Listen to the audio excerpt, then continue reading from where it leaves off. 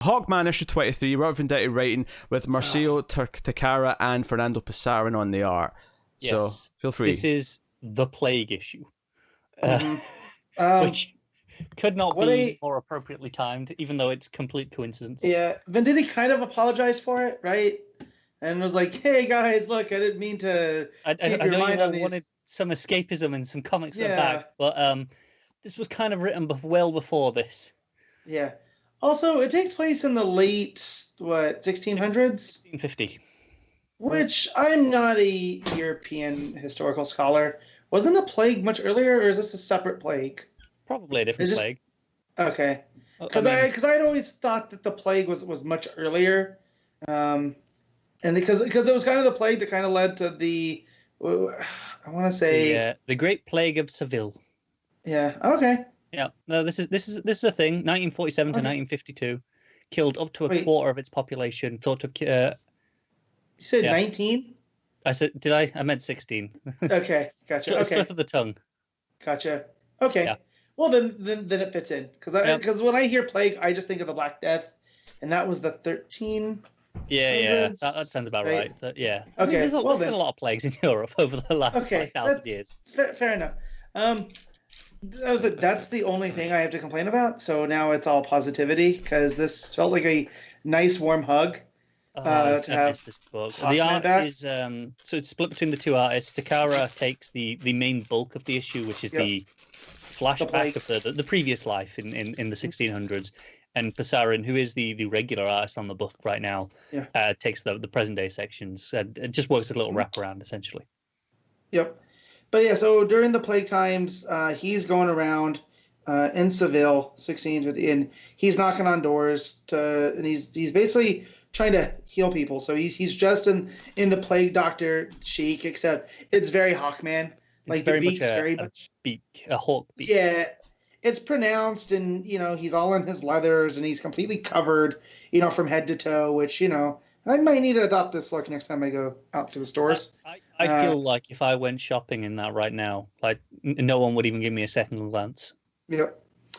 And so in this one, well, it's also because they're ginger, they just kind of expect it. They don't know me. I'll be under the mask. They don't know who I am. They'll know. They go, I bet that's a ginger. He's trying to blend in. Anyway, some of us can sense them coming. That's true. Yes. Right. So in this, I don't want to say timeline, but in this story from Carter Hall's past, he is Dr. Carlos Salon. And he's a plague doctor. For whatever reason, he's able to go and give them this cure that keeps it from spreading. Basically, it's their version of a medicine, but people think of it as, of course they gang up on him. It is Spain, after all. It's the place where they had the Inquisition. Yeah, he's immune to this plague. Which makes sense. Some people would have been, but. Right. Of course he is, and he uses this as an opportunity to save more lives, right, and try and claw back some of that tally. To the point where he's actually making a tally of lives that he fails to save. Mm-hmm. And I don't know, is he counting that he's adding them back onto his count as not good enough? I think so. Because that's really self-deprecating if he is. It is. And so the guy, he goes attacks him because he wants him to get the, he wants the cure. And he kind of gives the guy a break because the guy just lost his wife to this. And then he sends us, and then that's when he goes outside and he takes some fresh flowers, which I don't know if people realize that the whole bird look of the plague mask was meant because of the smells associated with these diseases. That was all filled with stuff like flowers and crushed up herbs. Yeah, it's rose petals here. Yeah, so he crushed up these rose petals, and a little girl sees him and gets scared and goes off. And you see him going through Seville, and he's checking off more, just house to house, doing what he can, and it's just he's kind of too late almost. Yep, and then an angry mob comes up and accuses him of being a demon sent to tempt them, and he tries to talk some sense into him, but you can't. It's an angry mob. There's only so much you can do. Right. They think he brought the sickness with him, and they're superstitious. they manage to overwhelm him, and they go to tie him up to a stake. They have him and set him tied on to the fire. stake, and they're about to burn Yeah. him. And he basically is like, we can all surrender together, and we'll get through this, because he just doesn't want to be a census taker for the end of times. And an arrow gets shot, and it looks like there's another plague doctor with the same type of beak that he And has. you kind you're of like, immediately know who this is. I know who this is, and it's Shaira.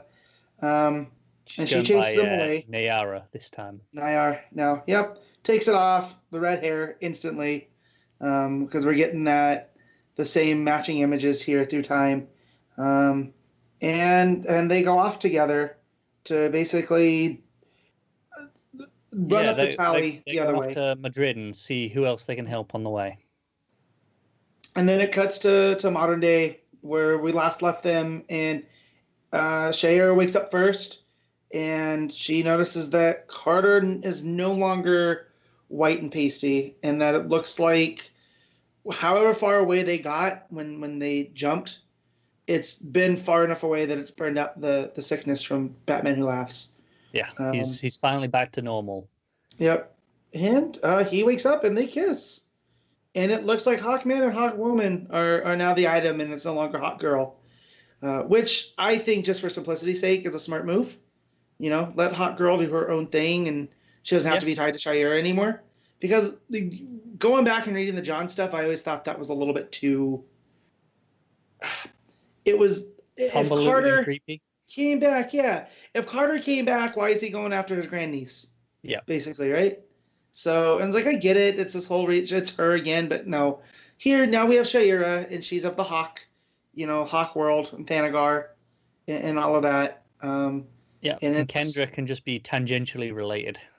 Right, and that's fine by me. Like, even the way that they brought her back here with Snyder during Metal, and she was part of that task force, and they were looking for Carter. I almost like that more, that she's playing up the... she's a legacy. She's not part of the same as they are. She can kind of be their Nightwing or Batgirl or the next generation that way. Yeah, that works nicely, actually. And we can have these too. So, but they look up, and where they are, it looks like some temple, but it looks like it was, and there's people all over it, but it also looks like around the same era of when they were the Deathbringers, or when he was the Deathbringer. So yeah. This is a great issue and exciting little cliffhanger at the end. This is a nice, it's a really smart issue to come back to, actually, in the sense that this is one of those bridge between the arcs issues, which, like, we had the one in the diary before, and with the war, and this is another one of those. It's just, hey, here's a story of a past life, and the way that we can use those to have guest artists for an issue here or there, and give Pasarin a break. I mean, he had maybe 3 or 4 pages in. I think there's like 4 pages in this book, so it's fine. Enough that he can do that and still get working on the next issue. We can have these little adventures to reset the palette in between each arc. It's really smart. And now that, we're back now, Infection's gone, we're back to just Hawkman, and Hawkwoman now. It's becoming a bit of a team up, which I'm all for. And we can get started on the next adventure next time. Yeah, just this whole team too of... He's assembling a supporting cast with Shaira, with Adam Strange in this last arc, and it just feels like we're hitting. Venditti's hitting his stride at this point. Like, everything's just working out. So yeah, what you rating it, Connor? I'm giving it an 8.5. It's a great issue. Oh man, me too. I thought I was gonna have to adjust maybe, but no, it is. That's weird. I don't like when we line up, but I'm gonna leave it because I love this book that much. It's great.